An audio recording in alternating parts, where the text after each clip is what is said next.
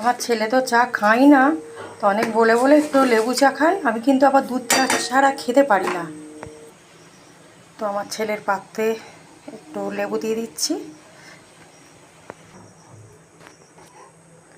ওর চাটা ঢেলে দিচ্ছি, দিয়ে এবার আমার চাটা করব।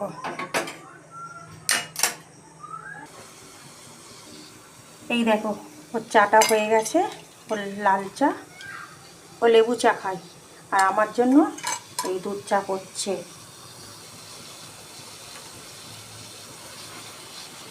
তো দেখো, আমি যদি সংসারের কাজকর্ম করে একটু যদি ব্লগ করতে পারি, এতে ক্ষতি, এতে তো অসুবিধার কিছু নেই। আমি চায়ে চিনি খাই না, স্লাইট চিনি দিচ্ছি।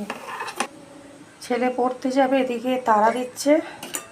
দেখো আমার দুধ চা হচ্ছে। আমারও স্টুডেন্ট আছে, আমিও পড়াই। এবার কাজকর্ম সেরে সব কিছু সামলিয়ে যদি আমি আবার ফেসবুকের যদি ইউজার হয়ে আমি যদি ওখানে যদি কিছু বাড়িতে বসেই যদি কিছু করতে পারি, তাহলে এটা ক্ষতি কোথায়? আরে যত হেডেক হয়ে গেছে, কিছু কিছু মানুষ না আমাকে বলছে এইগুলো কি করছো, এগুলো দেখাতে হবে, এটা কি ওটা কি।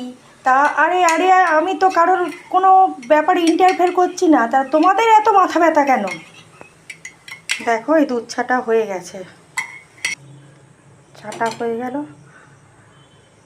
মানুষকে কোথায় ইন্সপায়ার করবে, তা না করে আরও সমালোচনা করছে।